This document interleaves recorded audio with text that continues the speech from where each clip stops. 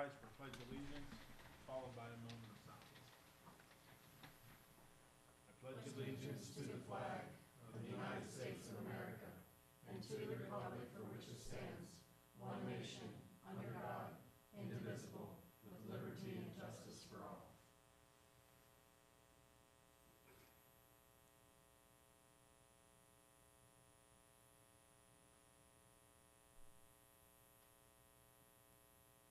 Thank you.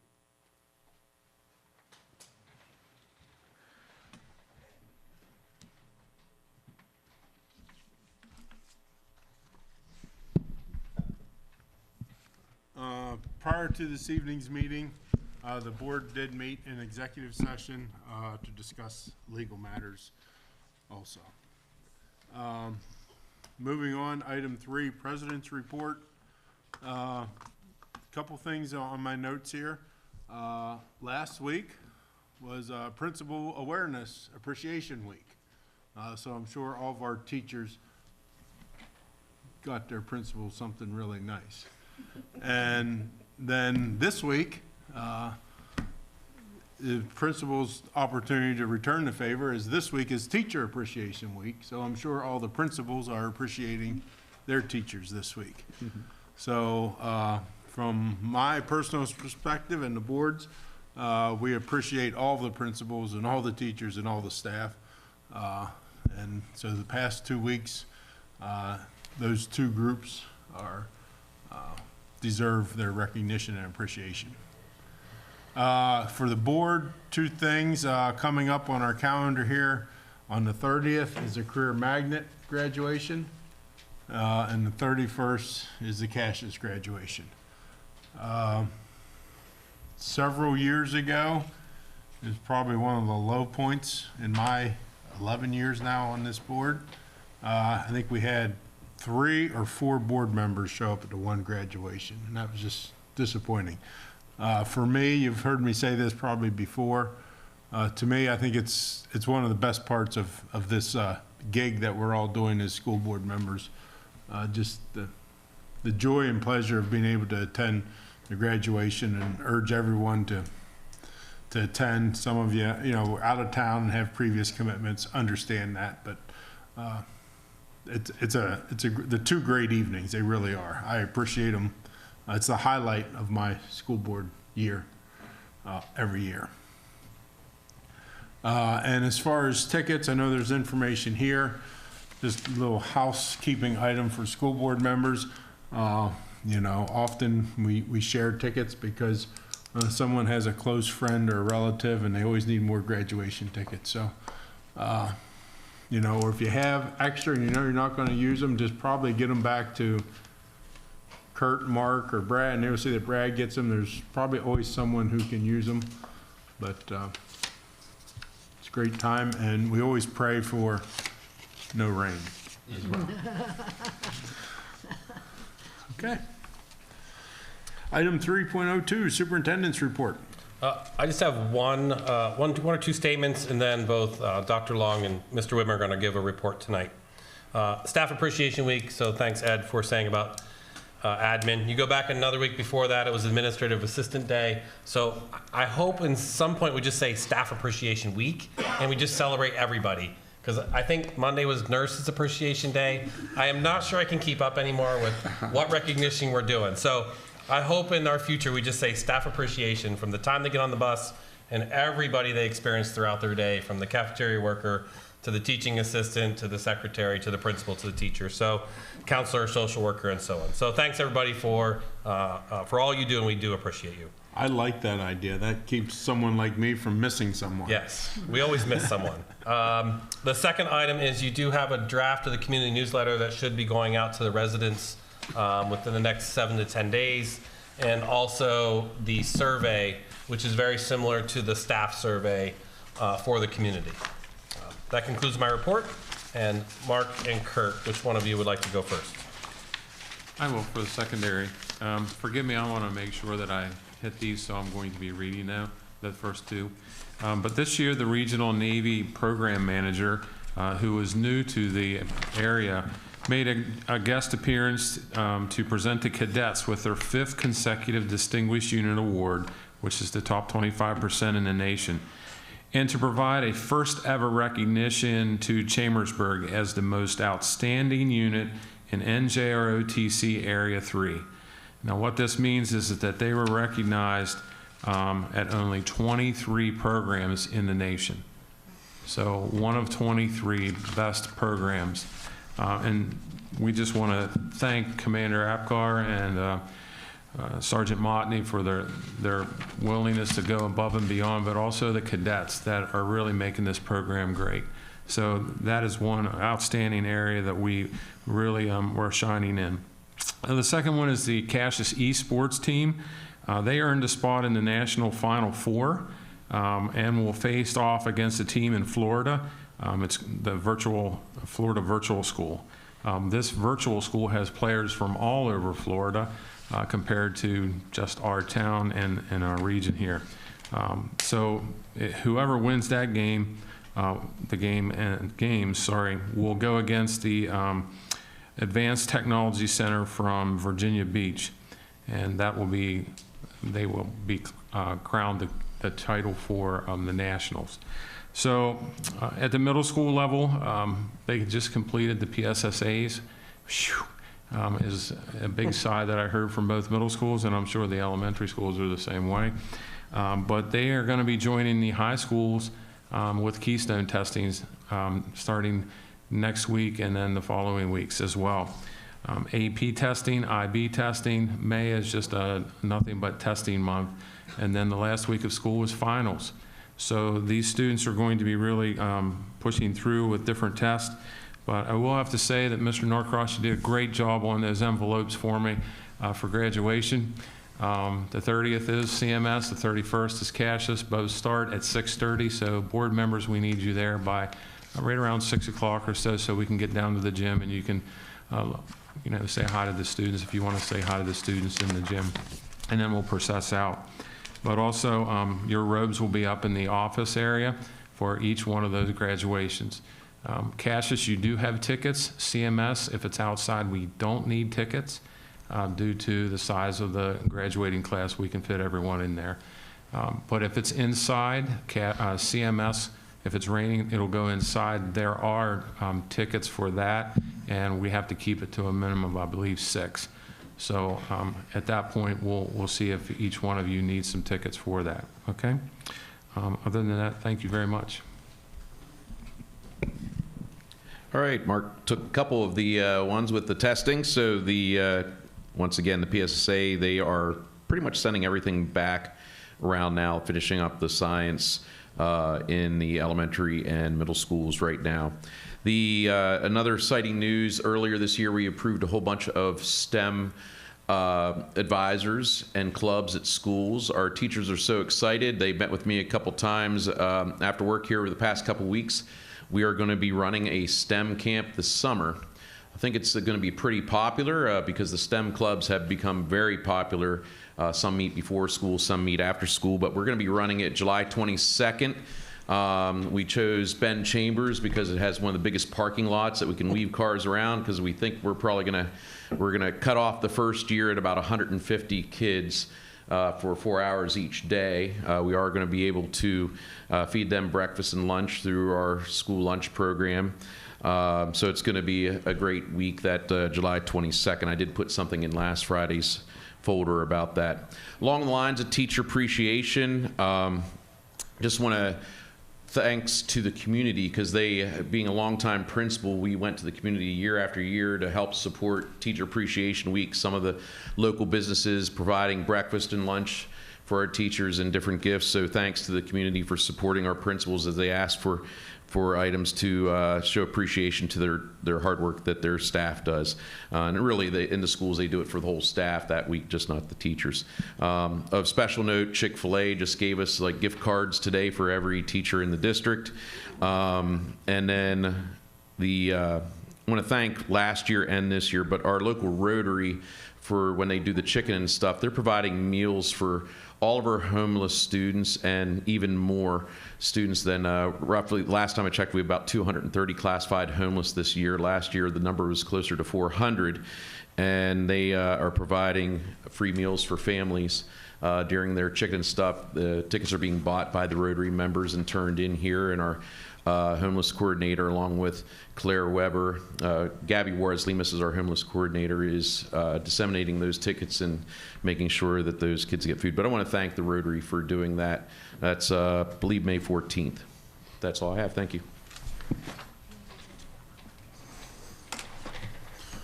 Okay, thank you, Mark. Thank you, Kurt. Item 4.01, CASD Educational Program Guiding Principles. Mr. Bigger. Yep. So my second presentation in front of the board and the community centers around a process or part two after the state of the district. So if you remember from previous presentations, the goal was to outline the state of the district and then start developing a blueprint. But prior to that blueprint, we had to outline for our educational programming and for our future facilities basic guiding principles to help drive the work of the school district. Whether it's the feasibility study or our guiding coalition to look at a blueprint, we needed some direction. So from the survey from the staff so far and the community survey, which will go out, is influencing some of our guiding principles. And so our ultimate goal is that by 2030, can we have schools of distinction? And what would they look like? So, that's not that far away, but schools of distinction by 2030. How can we do that for everyone? And so I have 4 slides. So this isn't a long presentation, but it's substantive. So if we could go to the next slide. Before we get to the guiding principles for our educational programming, I want to focus on the survey results so far. And we're going to call these essential conditions to implement the educational blueprint. We cannot ask of our staff and our community, or mainly our staff, to drive intensive improvements without having the right staff and the right amount of staff. So when we asked our staff what they needed, ranking all the important topics from 1 to 12, we ended on the top 6 so far. Both support staff and our teaching staff had very similar results. So the top 6 are common. When you get below the top 6, they're different based on what group completed the survey. So I want to highlight that the community survey needs to come in yet before we finalize it. When that comes in, then we can compare all the notes for the board and say, here's what the community's saying, here's what your staff's saying, here's what our state of the district said. And when you triangulate those 3 data sets, you have a good representation of changes moving forward. But I want to speak a little bit about each one so you can at least see the work we're doing and work to come around these 6 areas. So it's no secret in the budget for next year, our English language services needed to increase. We did post 3 positions already and looking at some type of parent center downtown and then working on our certifications for ESL for our teachers. So we're working in that arena. That's a good start. We have more work to do there, but we've already started on that. But that's a #1 issue with both work groups so far. The second one was targeted student behaviors. And so there's a little target down there. PBIS is Positive Behavior Intervention System. And it's a process that all buildings can use to make sure that the whole building understands the rules of the building and follows it, whether it's at the bus, in the hallway, or in the classroom. And so if we can get PBIS throughout the district and the majority of our schools functioning well, we have a better chance for improving student behaviors.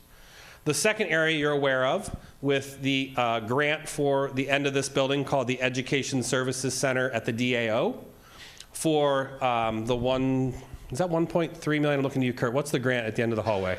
Well, the total's a little over 1.5, but towards that's about 1.3. So we're going to have some placements for students who are struggling in the schools right here in the district admin building, as well as some partnerships with other providers out at Lurgan and maybe some other locations. So we are increasing our placements for students who really we can't serve in our buildings. And then in an area of targeting behavior, we have mentioned deans of student affairs or some version of support, specifically more in the elementary. We know our head teachers teach and do discipline, but yet the classroom's disrupted. So we're working on looking at those models and how we can enhance maybe deans of student affairs to run the PBIS systems full-time or at least part-time in those buildings. And then the last part to the student behavior is it must be a commitment by the whole district. We cannot approach discipline as an administrative function solely. It must be a commitment throughout the district that the teachers agree, the support staff agree, we're all going to improve discipline, and you narrow some areas of focus, and then you work on it. And then you add areas as you get better. This is not a blame game. This is a response really to a post-COVID world. We're seeing different types of behaviors. Interestingly enough, we're seeing stronger behaviors that are negative in the younger grades, which has not been typical in past times. So that's a change. The third one is special education services, and you remember in the budget, it's been a pretty expensive row the last couple of years. So I am doing an audit of the programs, not in any criticism of any leadership or people down there supervising special ed. They're doing a great job. This is more just to make sure we're spending the resources in the right locations and areas we could consider maybe adjusting. And so we're working on that one. And then the second area in special education is to decentralize programs to all buildings. Most of you know in our 3 large elementary buildings, we cluster our special education students at Scotland, Hamilton Heights, and Fayetteville. And so when you do that, it does have ramifications in those buildings for climate and culture and sustainability. So that's an area you're aware of, but that also came back in the survey as really important. That was the third one. The fourth one would be academic interventions, prevention and intervention. So reallocating and allocating resources prior to students failing is a goal of mine and a goal of the district. How do we do that will be a challenge. That's the work of the guiding coalition on the educational blueprint. So do we need more reading and math intervention staff to catch students before they fail? Do we need more resources in the core curriculum for every day so we catch them before they even struggle? Do we look at some early childhood approaches, again, prior to kindergarten? And I'm not saying universal pre-K, but if we can move and reallocate our resources to prevention and intervention versus the remediation, we're going to be better served financially, but also educationally. That's a tough one for me to share with you specifics, but that is our biggest heavy lift academically. If you move to the bottom middle one, school counselors, mental health, if you were to ask me today, I would look at 3 elementary counselors. Our ratio in the high school is pretty solid with the recommendations. In the middle school, it's closer to 350, I think just under 1 to 300 at the high schools, 1 to 350 in the middle schools. In elementary, could be 1 to 450, 1 to 500. And so that would be a targeted area to look at increasing counselors and or some type of outside agencies to the work, specifically elementary. Also, specifically, since we're seeing increased behaviors, it's not always a discipline response, it might be a counselor response that's needed. Maybe working in small groups with students, getting proactive ahead of time versus reactive after they struggle. And then the last area before I go on the bottom one is, you're aware of this, but we do have to look at our spaces that are comparable, specifically in elementary, and meet the current and future program needs. And I'll speak to that on the next slide. The last bullet related to facilities is bringing our internal and external facilities up to code, whether it's athletics or a building. So we do have to bring some up to maintain minimum code. On the bottom, I put that big employee compensation and climate as 2 precursors to the survey. I didn't ask about a compensation because everybody wants paid more, and I didn't ask about climate because everybody wants better climate. But those are essential conditions to all those things happening. If we implement the top 6 items, I think we're going to have better climate for sure. The compensation part is up to us as a board and administration to come up with those compensation plans that are competitive. So that's our heavy lift, and that's why it's up there in big blue. One person did catch this in the presentation I did inside the district. The plus sign on the left, do you notice the plus sign between the boxes? You can see it now. The plus sign is there for a reason, and that those 4 areas must be done in conjunction. I really don't want to pick and choose one and just do one. So if we're working on academics, we're also working on behavior, we're also working on mental health all together. So putting them together and trying not to piecemeal them or do one year, one the next year. So as we move forward in the blueprint, we're going to tackle all of those. Okay, next slide. So those are the essential conditions. You'll see from those survey results and the community, our budget build next year will be built around those essential conditions, if that makes sense strategically. So when we start our budget process in September, October, Tammy, we're going to build around those essential conditions along with the community survey results. So when you see expenditures and changes and improvements, that's what's going to be driving it. So it's not a secret to you. This slide is really about the guiding principles for our future. And so when we're looking at our feasibility study, we're looking at our guiding coalition, which has just formed. We've sent invitations out. So we have about 20 to 25 people are going to meet with us regularly from now through the end of June to build our educational blueprint. Here are some common understandings. In the center, it says comparable educational spaces and programs. So we know in the elementary we struggle. We don't have comparable spaces, and we don't have comparable programs necessarily throughout the district. And so how do we make them comparable so that the student experience is very similar, regardless of what school you go to? So that's at the center, but it channels out. The upper left-hand corner, small groups and spaces and additional services have taken over a lot of our spaces. So when you have OT, PT, external services coming in, they're in closets in some spaces. So it's how do we create those spaces so that the groups coming in from outside, we have those spaces available. It's an IEP meeting, oh, the conference room's used, oh, OT can't use it. So we're really crunched in a lot of spaces, and that's something that has changed in the last 10 years. So we need to design those smaller spaces and more of them in our facilities so that we can have those additional services in the building. If you go around counterclockwise, collaboration and project spaces. As you saw with Ignite, and as you see with our student population that changes, they need more hands-on work. It can't always be the routine of the bookwork. So we have to build in our spaces places to collaborate. The library is a space to collaborate, but we need smaller spaces to collaborate and have more frequency of those interactions. Whether it's we have 4 elementary teachers teaching 4th grade, and at the end of that hallway, there's a collaboration space they all use. That could be in our future design for the facility. At the bottom, around 6 o'clock, making sure we talk about future programs. Are we bringing up STEM, AI? Are we looking at early childhood education? So what does our future programming look like to make sure we're designing our facilities for that future, not just what our current program is? And so that's really taking a step back, especially looking at our electives and our specials programs and say, are they the right programs for today? Are they right programs for 20 years from now? And so that's what the future program bucket looks like. The one on the 5 o'clock, 4 o'clock, I'm pushing the envelope a little bit. I've said this in staff meetings, it's nothing new out there, but looking at moving from 2 middle schools to a 5, 6, 7, 8 centers. Then we don't have to worry about comparable spaces as much, and we bring our students together much sooner organizationally in 5th grade, and by hopes when you get to 9th grade, there's not this big hurdle to overcome in 9th grade. We start the hurdle a little sooner, and we have more supports in there. And so if we were to do something like that with the 5, 6, or 7, 8 center, we would certainly look at consolidating some elementary buildings in our smaller ones so that we're not, we can't afford everything, so we have to strategically start somewhere. This would be certainly a recommendation at this point to start at this place and then see where we can go from there. But that's a guiding principle. I don't see us not doing that one based on the analysis so far. But the feasibility study will help us get to that end result, and if we agree to that, then we will move forward on that.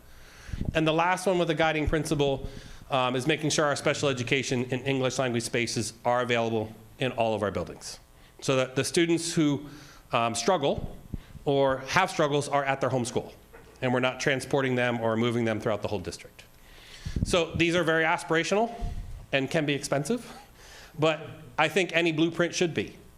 And then we work on what we can afford and at what pace we can afford to implement the guiding principles throughout our district. I don't think there's another slide. Oh yeah, there is. Forgot. That was a lot. The last one you've heard before in the state of the district, but I want to reemphasize it. We still need more seats for Career Tech, CMS 2.0 or Ignite, which you've seen in previous presentations, and expand the apprenticeships and internships for our students, especially our older students. And along with that comes updated graduation requirements. And then look for an actual physical space for our cyber skids. I truly believe if our CVA students had a physical space to go to that was their own, they might come to physical school. Maybe it's 1 day a week, 2 days a week, but we have over 300 now in the high school. We started the presentation at the beginning of the year with 200. We're now over 300 just from the high school alone. So it's very apparent that we don't have the right seats for all of our students going into the high school. So we have to look at a space for that, and maybe we'll keep them here from going to for-profit cybers and or get a better educational experience here by physically coming to school and virtually being in school. So I don't want to lose sight of those seats because that data is really driving us to that end decision. So as you think about the guiding principles, this is where the board and myself do our heaviest lift. If I'm missing a principle or you're prioritizing a principle, over the next couple months, give us that feedback because we're going to build around these ideas internally. The consent agenda items, as far as the committee of the whole, wanted to kind of do this a little different this evening, see how it works. Now, these consent agenda items, at our voting meeting, they will be all voted on in one group unless a board member wishes to have something pulled out separately, either for discussion and or a separate vote. So for these items tonight, instead of going through each one of the 24 items, going to let Chris and his staff highlight any of those 24 items you feel need a little extra explanation. And then I'll just ask the board members if there's any other items that they wish to get a couple more specifics on tonight. And Chris already said 5.01 is one he wants to talk about. Yeah, I'm not sure if you're used to this. This was a very popular strategy in Adams County that you give the authority of the superintendent to hire immediately over the summer to offer people positions rather than waiting to ratification of a board meeting. We will still ratify all of them at the August voting meeting, but giving me the authority over this summertime does give us the best chance to hire people. We've seen too many people lose because we have to wait until the ratification of the board. It would be all positions minus administrative positions at this point. That's typically what we try to do. So I'm just asking for that authority from the end of the school until August board meeting to do the hiring for you.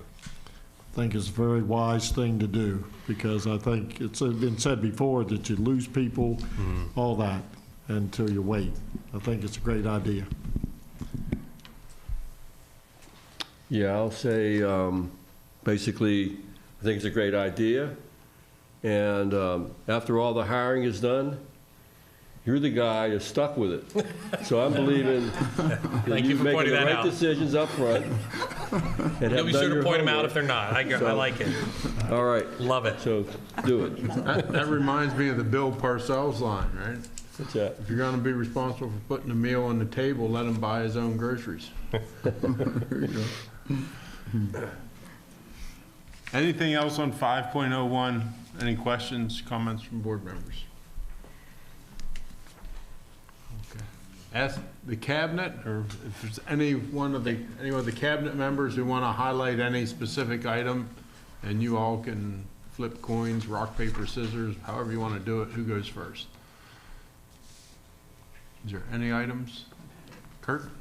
Mine are mostly, we do these all the time, so they're pretty standard. The one thing that I do want to two things I want to draw attention to. One is actually under information. It's taken a long time to the 13.01 disposal of books.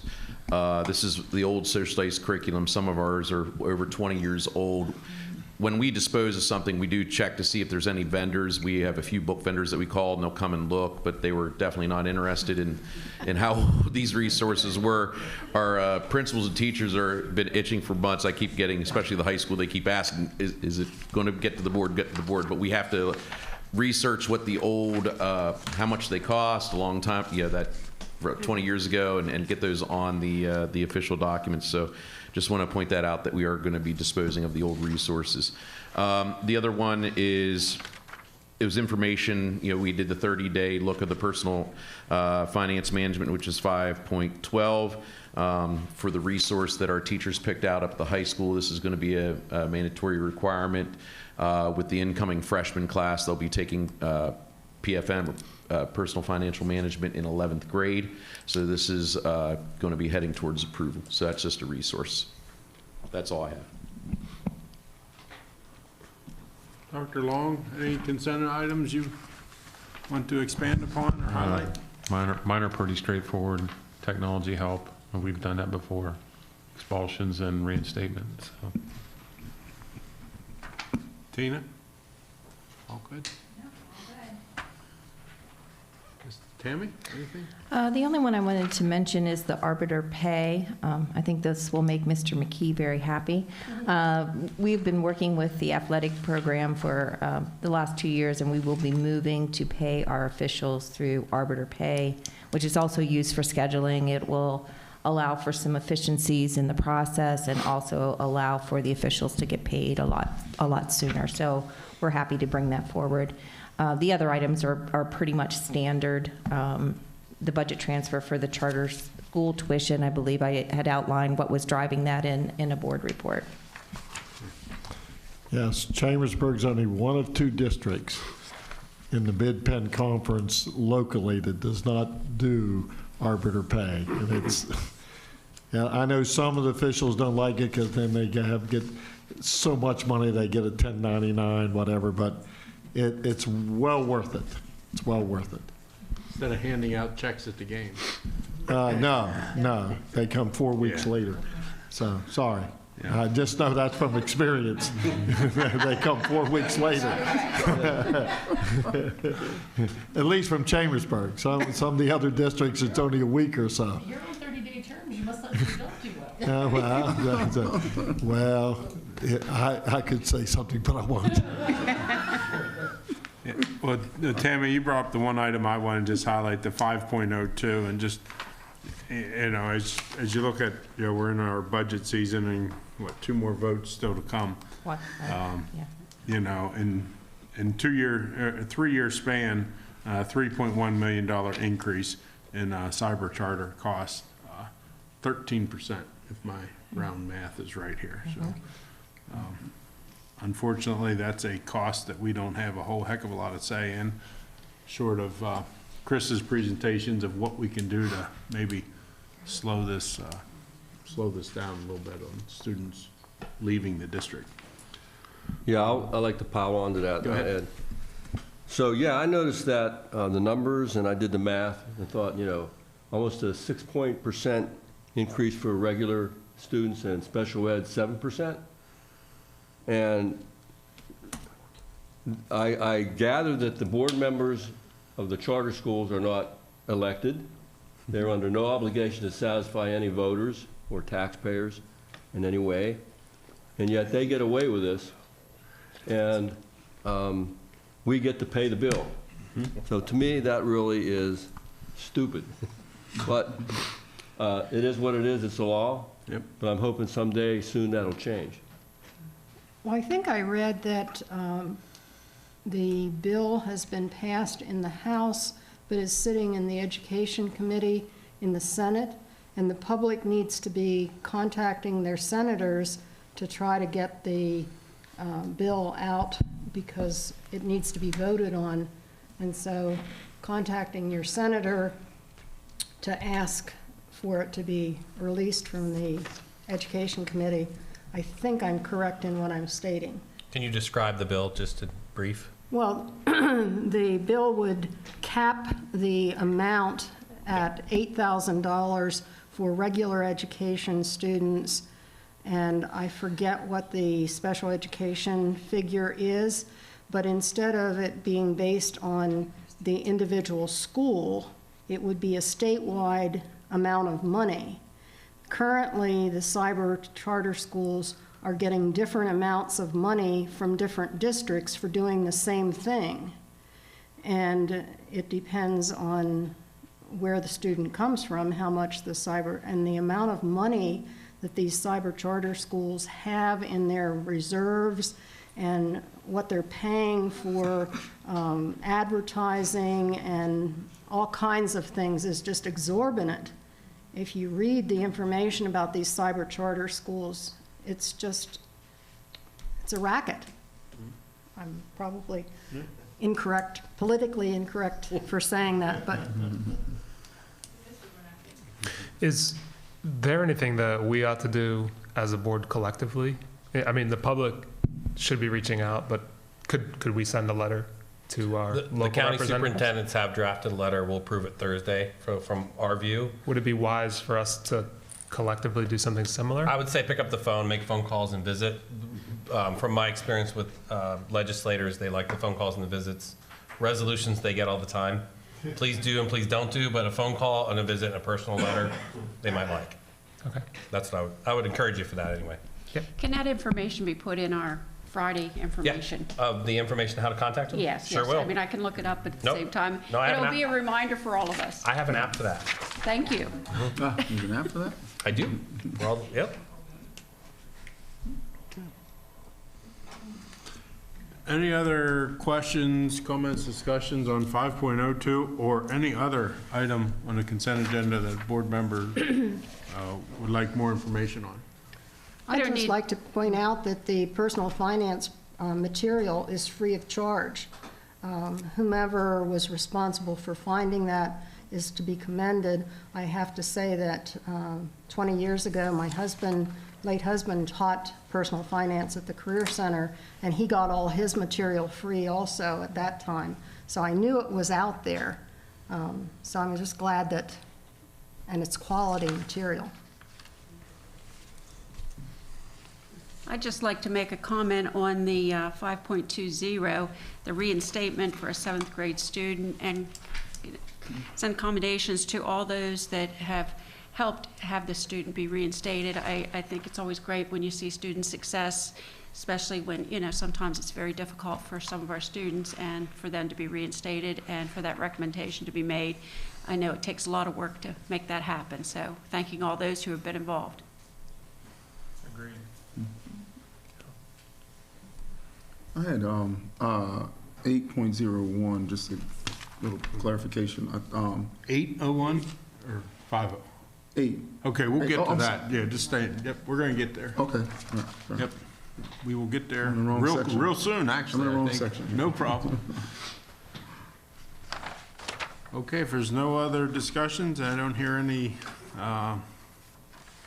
issues, so 5.01 and 5 through 5.24 will all move forward on the consent agenda for our next meeting. Now, 8.01, Mr. Walker, go ahead, sir. Thank you very much. I was looking at the delegation of responsibility whenever it's the presiding officer at each open board meeting shall follow board policy for the conduct of open meetings. Where his or her ruling is disputed, it may be overturned by a majority of those school directors present and voting. And I'm just curious, is that present as in present here? Because a lot of us are like maybe out of town or whatever. Is that with the present part of that? Like if you're virtually on the phone, does that count? Yeah. That would count. You're still. That's still considered. That's the way I all would right. interpret it. All right, all right. I didn't stay at Holiday Inn Express last night. Good question. And this was what the board asked to align our practice with the policy, with a few updates from PSBA's recommendation.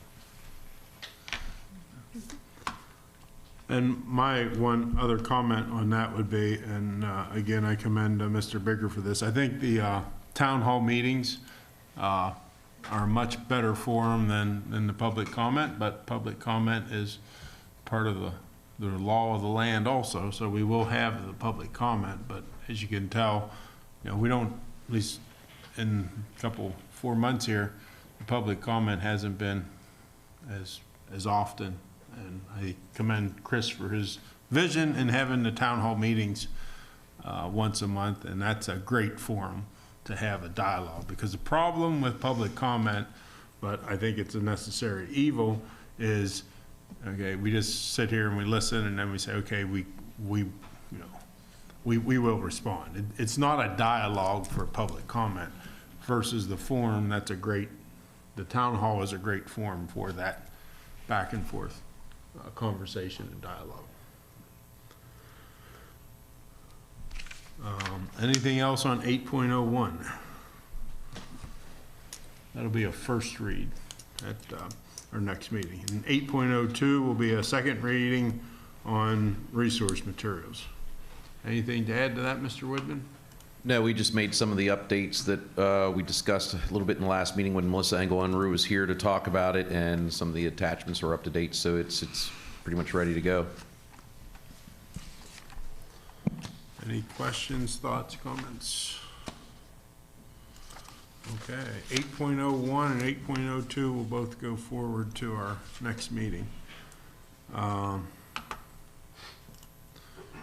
Teed up just appropriately. Privilege of the floor, 10.01 on the sign-in sheet. Mrs. Jordan.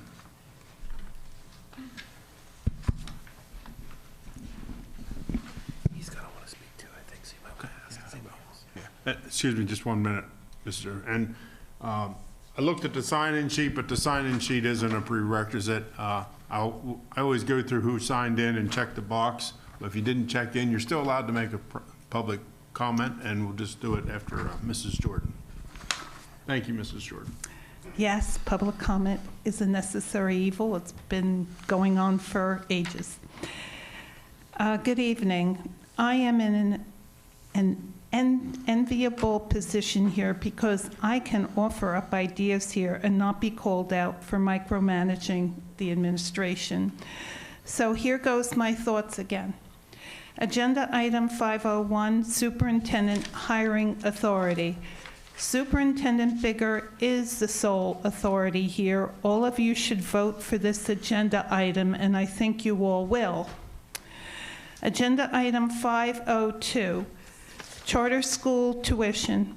We are all forced to pay cyber charter schools a total of $7.5 million in this year's school budget. These schools are being held unaccountable. My husband and I are forced to pay $132.99 of our $4,000 taxes to these schools. Because of the reality of this unfortunate situation, I sent an email out yesterday to all our state lawmakers, every single one of them, asking them to go along with Governor Josh Shapiro's recommendation to cap this ridiculous spending. School board members, you are sitting here supposedly willing, sitting here supposedly willing to support our public schools, not cyber charter schools. Footnote here. I met a former Pennsylvania teacher on my last trip a couple of weeks ago. She told me her Pennsylvania school district has mandated somehow to hold these schools accountable. Apparently, these schools must offer everything in the way of what her public school district does. Superintendent Bigger, I don't know whether that's legal or not, but it must be, or this school district wouldn't be demanding such of these schools. It may be a way around these cyber charter schools for now. Agenda item 5.24, appoint Beverly Lang as Assistant Board Secretary. It's a great idea. The board can pick up the phone to her versus bothering Mrs. Stauffer. This should be a unanimous vote too. The 2024-2025 school budget, I reviewed it. Even though there is a $2.6 million deficit, you should all vote for this budget, seeing it offers something for all board members. I particularly like that the special ed line is receiving $5.4 million more over last year's school budget. There are children who need extra help, and it appears I'm receiving a tax cut too. That should satisfy some members of this board. And one last thing, Superintendent Bigger, I want you to think about creating a position involving a district grant writer. Now, Kurt corrected me here, so I'm a little off here with Bobby Stein, and I apologize. After seeing, I have two, but I want to say it publicly. After seeing that Mrs. Bobby Stein won a grant for over $1 million for our school district, this sort of position would certainly pay for itself in spades. Please consider my suggestion here. Give it some thought for all the taxpayers in our school district. Thank you. Thank you, Mrs. Jordan. Any other members of the audience, public, wish to make a public comment? Yes, just, if you would, give us your name and if it's any specific agenda item.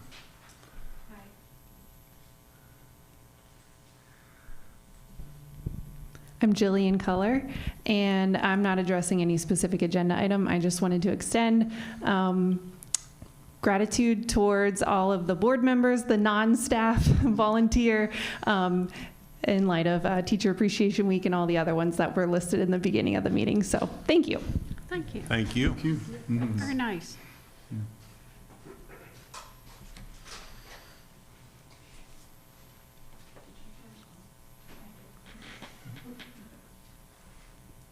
Just hold it close.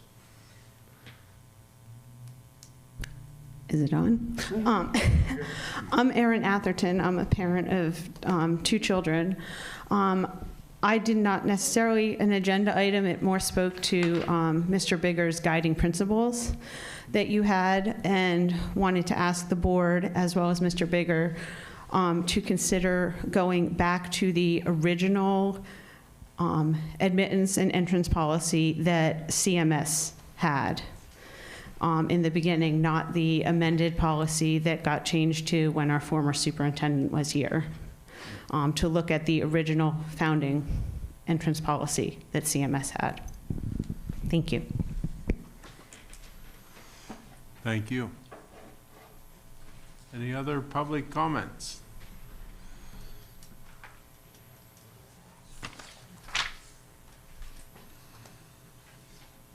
Okay. Hearing no other public comment, that's the end of our meeting and the informational items.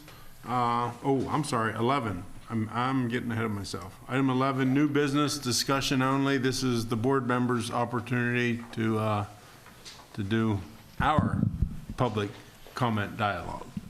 I just wanted to let everyone know that at our April meeting, we had a special meeting for the LIU board, and we have decided to go with Chester County Intermediate Unit to conduct our executive director search. So they are getting ready to start that, and they are going to be looking for that for several candidates for us to evaluate and then see who will be replacing Mr. West. His contract is up at the end of this year, but he agreed to stay on a little longer if we still haven't found someone for that position. So we will be going through that process here in the near future. So that's what's going on at the LIU. Thank you. Can I say, being part of the JOC, they had their annual, I don't know if it's banquet or what, recognition, and I know Faye, who has been on before, has told me you don't want to miss this, and it was a tremendous evening to see everybody involved in it, Career Tech, and also where they honor an alumni, the Career Tech, you know, and put them in the Hall of Fame, I guess, the Career Tech. It was great to see that, and the camaraderie and all that. Really enjoyed it. Yeah, that's a good point. That student advisory committee, that's just a great concept where it's, you know, it's members of the community in that particular trade and it's a night they get recognized, and the food is prepared by the culinary arts students as well. And it's always very good.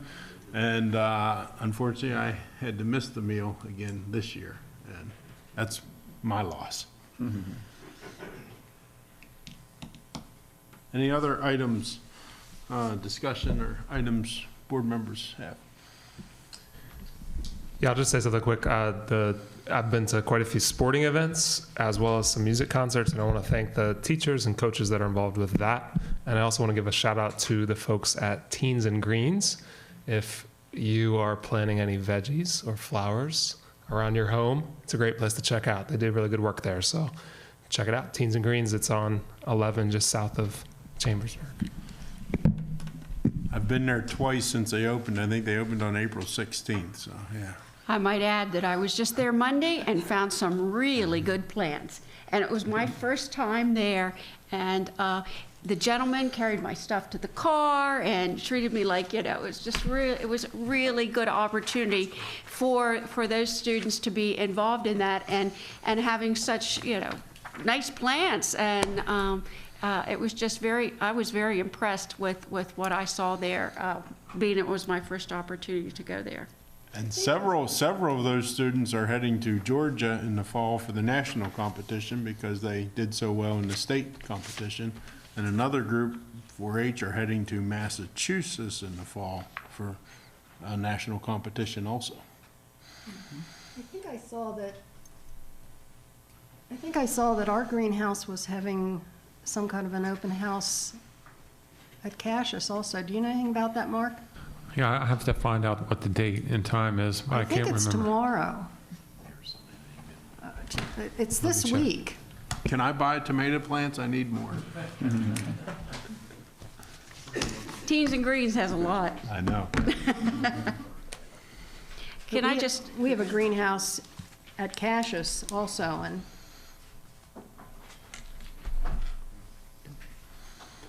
Just want to thank Mr. Bigger for the newsletter that I was perusing here while the meeting was going on, and his secretary, for Mrs. Lang, is it? Yep.